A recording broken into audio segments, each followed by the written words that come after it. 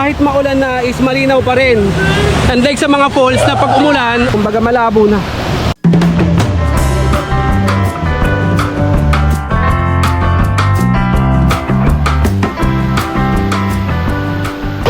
Yo, what's up mga sadik, Tom TV, Sindaos again. At kung naghahanap ka ng murang paliguan dito sa Laguna, puntahan nyo itong Malinaw Resort. At along the way lang siya sa highway, walang kahirap-hirap pumunta. So sa ibang detalye, nood lang tayo! Let's go! Entrance is, ayan, 20 pesos lang mga sadik. Ayan yung contact number, kuhain nyo na lang. So yung mga parking nasa gilid lang ng kalsada. Tapos eto lang yung tulay.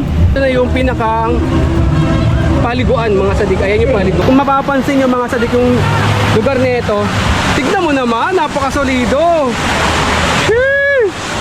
Kaso nga lang napakalamig talaga. Akala nyo galing dito sa taas, pero ito lang bukal. So, tapos continuous yung tubig papunta rito. Linaw oh. Hindi ko kaya pala mga sadik. Napakalamig. Pasok na pasok siya sa summer. Budget pasok. Wala masyadong trekking dahil on the way lang. At the same time, napakamura lang dito ang mga sadik.